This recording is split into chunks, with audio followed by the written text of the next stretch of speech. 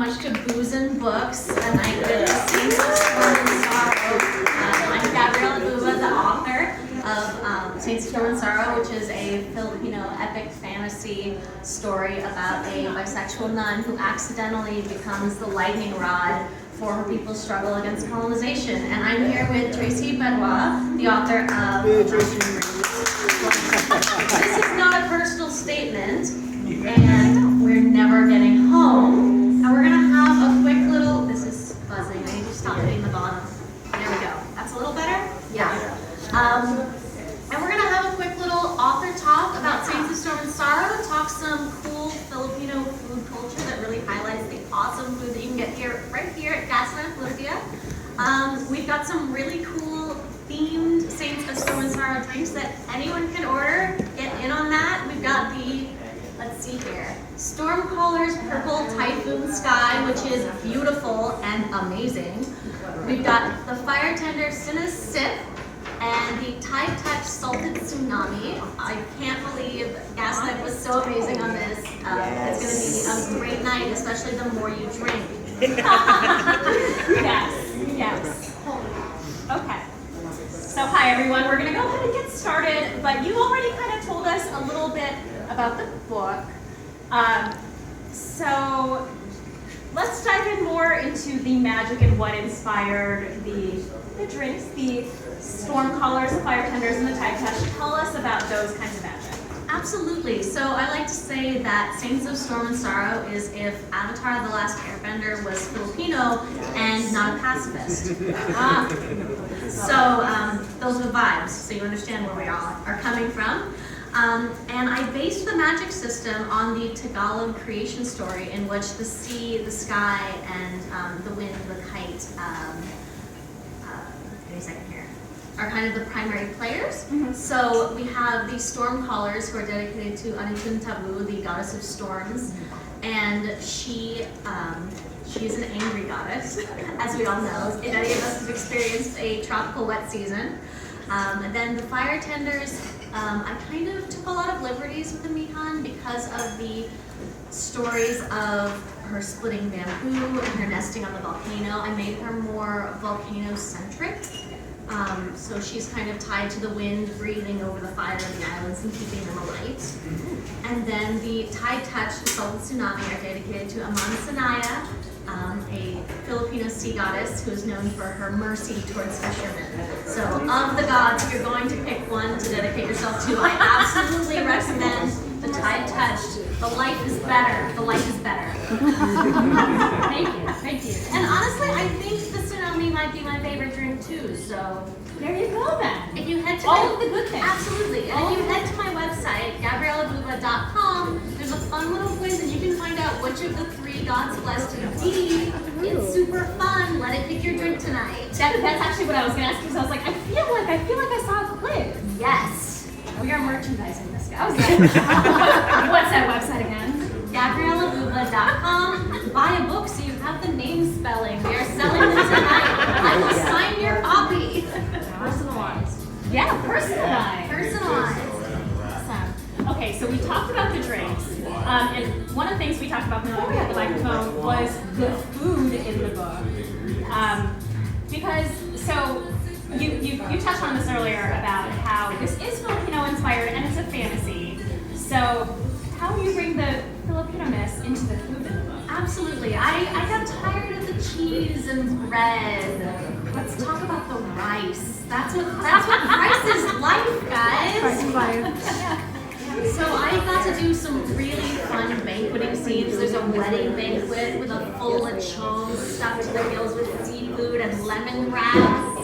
And I got to do some fun lumpia wrapper metaphors. I swear it makes sense in Poland.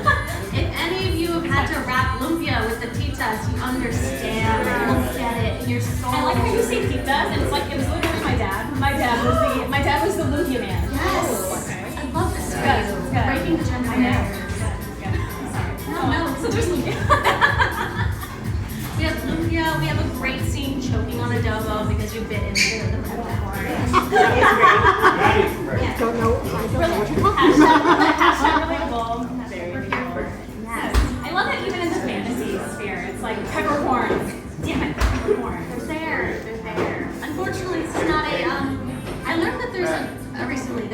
what's the word I'm looking for? An opposite to grimdark fantasy called noble bright. This is not what I have. I do not have nothing like that. There's grief and hope at the end of the tunnel. It's a very long tunnel. I'm not paying for your therapy bills, I'm sorry. I like that disclaimer. Yes. The number of times I've gotten "you're paying for my therapy bills" as an totally unprefaced comment in my DMs, it makes me really happy inside as well. It's good. It is one of those things where like I actually hear that the quasi most attached to people. No, I'm that so means sorry. it's working. That means you're crying when I cry. I'm crying in spirit with you. Sorry. So when you described the book earlier, you talked about colonization, Yes. and anti-colonization. And it's interesting because I feel like I read a lot of fantasy books that are always like, I want to be the queen, everything's great, colonies, and you went the opposite route. Tell me why. I absolutely did. So this story was actually inspired by early shaman and Babaylan-led rebellions against Spanish colonization. So I took a lot of that mythology and the powers that were ascribed to the various rebellions' leaders, and I made them real. And I said, what if? But what if they were real? So that was really fun. And also I feel like a lot of the times you get fantasy that declaws its focus by having vague, semi-Christian, unnamed evil group. Yeah. And my grievances are more specific. Everyone asks, why did everything else get renamed but not the St. Augustine Christians? My grievances are specific. I love it. At least needs are very clear. This is second world fantasy, but my grievances are specific. And so much of how the Philippines was colonized was done through religion, was done through the friars. It was a friarocracy, some books even say. And I really wanted characters who could go up against that, who could reclaim the culture and the power that we had. There are so many who say, oh well, the Philippines were right from the beginning, they were so easy to colonize. And I want to point out all of them. If I had sleeves on, I'm a lawyer. Hair up. But I really wanted to point out all the instances where we as a people, we really fought back and have continued to do so, because there's so much of that pre-colonial culture and history still alive, even though unlike a lot of places we don't have it written down. Yeah, and that's so amazing. It really speaks to the resilience of the Filipino spirit, I think. And I feel like that's one of the things that jumped out at me about the book was you were talking about be quiet, your gods are very much like, I will do this, even if I have to kill everyone. And we're like, that's cause. Like, I get that you're goal oriented and I kind of love it, but Let's talk consequences. Costs. And the gods are like, she's what's like, that? No, out here colonizers. Never heard of it. If everyone's dead, I still win. Right. Right. I was like, okay. Yeah, I think that's an unfortunate consequence of truly elemental gods, because the wet season's gonna keep coming, whether or not you're there to see it. It was like my favorite part. I was like, oh wow, she really has a vision. She really has a vision. So much of, I feel like, early pre-colonial mythology is almost, I hate to say, well, maybe it is, it's early scientists trying to describe the world around them and how it happens and explain it to your children and say so much.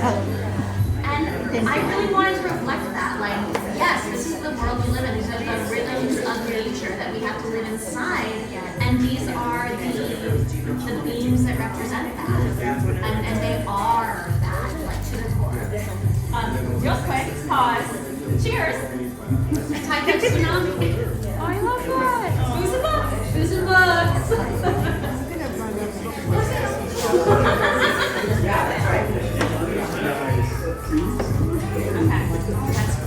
It is very good.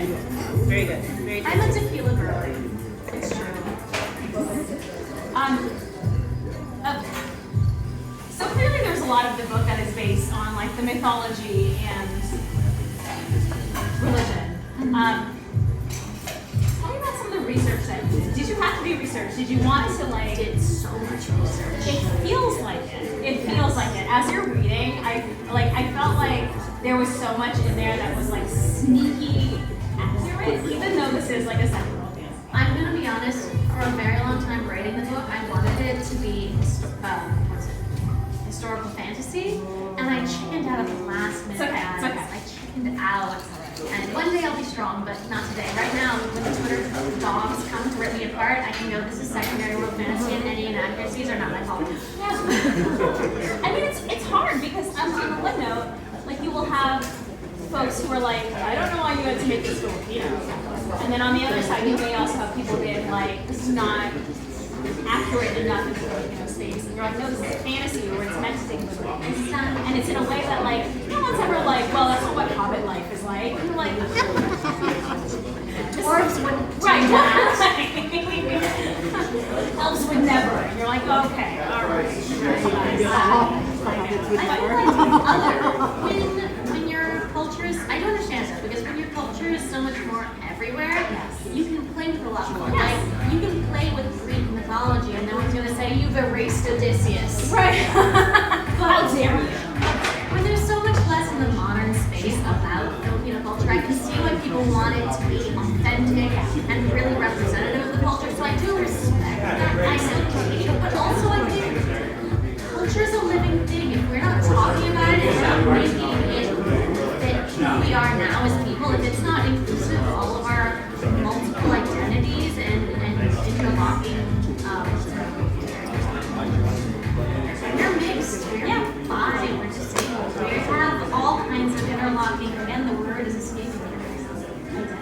It's not intersectionalities. There you go. I love the participatory nature of this. Yes, this is a discussion.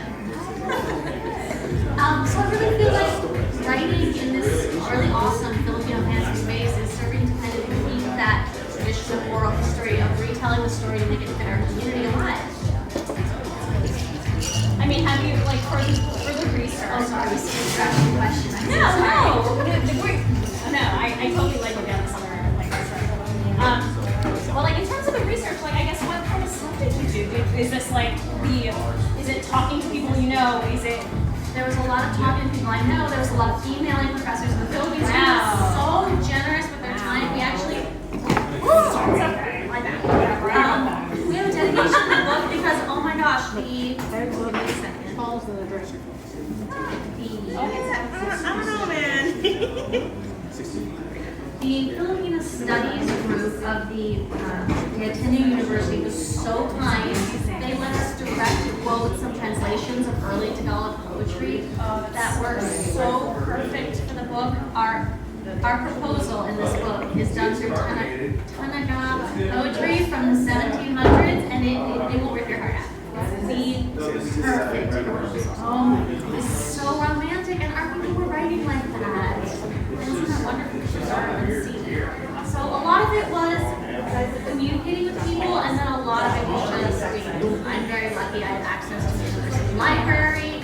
I spend a lot of time just doing research. I actually, the like spark for Saints was I was doing research into the oldest extant Black Madonna in the Philippines. Just like the oldest Mother Mary statue. And the story of how it was found, it was originally an Asiatic goddess of some kind that was in a nido on a beach being worshipped by the locals. And the Spanish grabbed it, put it in a church, and they said, this is Mother Mary, you can come here, you come to Mass. Come to Mass, be baptized, it's fine, she's still there.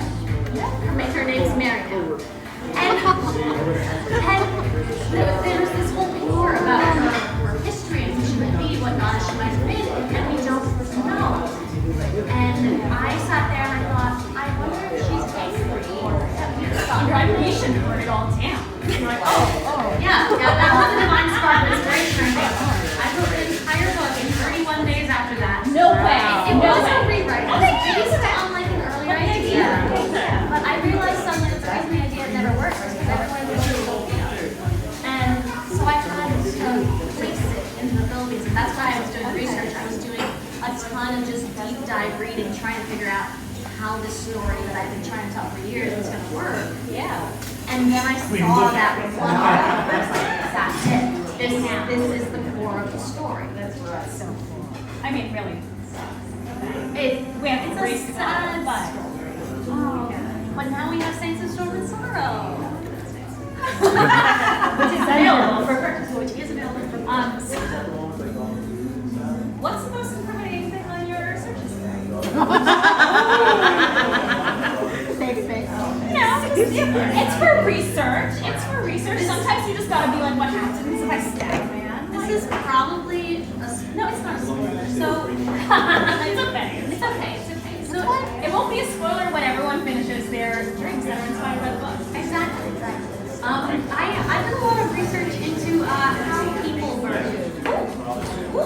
And I apologize about some really grisly, visceral details that you will find about how people burn. I apologize to Alan, especially my main character. Yeah, everyone says those scenes that Dante does are so heartbreaking, and I'm just like, I'm sorry. Please tell me you're gonna just have him like read a card. Yes, Something. yes, I will. Fantastic. I cried. I had chills. And Denise, oh my gosh, she has such a powerful voice and like a way of doing character voices that I had chills. Are the this is like kind of weird, but like are the audiobook narrators that you got, were those publishers selected or were they a choice? Half and half. So I really had my own fight for narration. Sometimes I don't like female narrators by voice, especially in a romance. That's true. I'm picky. Yeah. So I really pushed for female narration, and I didn't have a lot of opinions for the female narrator. I didn't have a lot of contacts either. So I was provided a selection of folks that Spotify worked with before. I listened to a bunch of samples, and Denise had done Arsenic and Adobo. She was really I heard the titas in that, and I was like, yes, she has got it. And then actually, I have a family connection with Vasco's agent. Oh, that's hard to see. Yeah. I can tell it. Small world, right? It's a very small world. And so I proposed on Vasco, and I offered Spotify, may I pitch this project to him. He'll probably say no, he probably doesn't have time, but I know, exactly. So I pitched it to his agent. I said, you know, you have the OG Filipino elemental magic man, and I have the Filipino elemental magic book, and together we could make beautiful music. I know. I'm so excited. Sure. Yes. Did you want to go ahead and read a selection from the book? I'd love to. Make sure that I got us into the right spot. My latest. So I'm really not. I'm obnoxious. I was like, here's a bookmark. I just love Here's a how bookmark. It's interesting. So I wanted to do a section from, I believe this is chapter 2 or 3, so it's pretty early, but it's one of my favorites. And as we enter, Lenurin, who is acting abbess of her convent, has been forced to, right after a earthquake, put on a dinner for the abbess, and this has to go off right away. The abbot's dinner had attracted every important inhabitant of the palisade, and no few members of Anila's Principalia, including the Khan, Tigas Tequila, though Lenurin couldn't see his son, Alan. There were a dozen who showed despite previously declining the invitation. She could thank everyone's earthquake anxieties for that. While her guests were occupied with golden mango, buttery papaya, small tart miguelas, and cold quinoa-style dishes cooked in fresh calamansi juice and palm vinegar, Lenurin hoped desperately that the abbot's paella was cooking properly in its sealed clay pot in the coal pit behind the kitchens, and they wouldn't all break their teeth on raw rice. The well-to-do of the palisade all had the same concerns as the school children. My wife thinks we ought to evacuate to high ground. What if there are more aftershocks or some witch saboteur tries to pull in another wave? Ainilla is quite free of water witches, thanks to the Inquisition's efforts. The abbot was always pleased with the opportunity to speak on his favorite topic. What about the 3 witches executed after sabotaging the Puente de Higalaya last All Saints feast? The governor drawled. It would have been completed months ago if not for that incident. Think how much more work our shipyards could take on with direct access to the resources on Higalaya's delta and the metalworking conflict.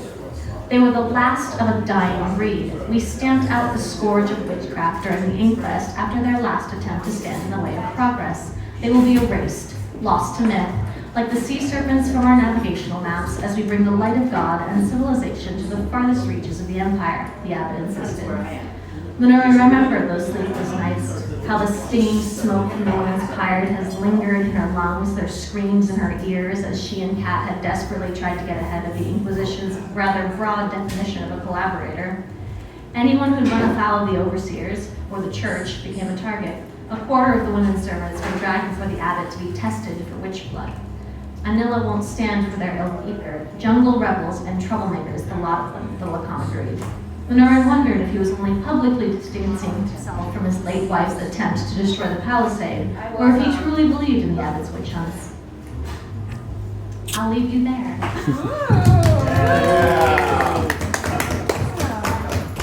All right, so last question. What's next for you? I'm currently working on Saints of Storm and Sorrow 2.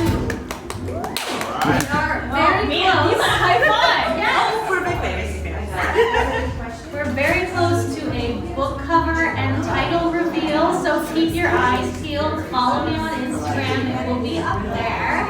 I have seen some very fun drafts in my inbox that I'm not allowed to share anymore with yet, but they are lovely. And Matt Mack, my cover designer, has once again, I don't know how, outdone herself. I mean, this is a phenomenal. I got so lucky. When I saw a brown Filipina front and center on the cover, I cried. There were tears. I couldn't believe it. Especially, so I don't know if you guys have noticed this. It's a weird little quirk of UK versus US publishing. And my publisher is UK based. And in the UK, all of their covers are a giant title with like little symbols from the book around the edges. Yes. And I had seen all of the covers from my publisher. I was prepared. I had a game face. I was going to see little pearls and maybe some, I don't know, lightning bolts, and I was going to be happy, okay? And then they did me so right with this beautiful, amazing character-focused cover, and I was just so happy. I did cry. It was a wonderful moment. It's a really striking cover. And then again, like kind of last thing. So once people are done with Saints of Storm and Sorrow and they're waiting for your book 2, any read-alikes would suggest? Read-alikes. I will absolutely say if you like darker, more historically grounded fantasy like this, Poppy War is a very close comp. Another, I love K.S. Vioso's entire Witch Queen trilogy. She had me on the first page, like, A Wolf of Orenyaro does not make. If you guys have not read K.S. Vioso, she is a Filipino-Canadian author, like OG second world fantasy. And she blurred Saints, and I also cried. Read that book. All right, we can talk about that. You can sit. If you buy the book, it's right in the front cover, it's in there. All right. Well, thank you for this wonderful conversation, and thank you for setting up this amazing event with You, do you want to talk a little bit about your work while we have the mic? Oh, I gotta. Okay, so I've got a couple books. Right. First of all, applause for Gabrielle. It is very hard to get your first book out in the world. You were doing a phenomenal job. I write middle grade and young adult. These are my current young adults that are out. This is not a personal statement. It's a girl that doesn't get into a college version. Photoshops an acceptance letter from Photoshop anyway. Don't do fraud, never do fraud. Then there is One Never Getting Home, which is two ex-best friends get stuck at a music festival together and have to find their way home. I've made an enemy of a fellow middle grade author because I made him make cargo pants. And he's like, how dare you, I love cargo pants. So, if anyone sees Greg, then he can. I mean, I was part of it, Jim. No, absolutely. All right, and I also write middle grade, so Freddy versus the Family Curse, The Takeout, The Cookie Crumbles, and I've got Thea and the Mischief Makers, which is about duendes in your backyard, and a calamansi tree. Because I have a calamansi tree in Bella. Like, did I pre-order that already? All right, and that is it for me. Any last words for anyone? No, thank you so much, guys, for coming out. So fun. Let's be talking.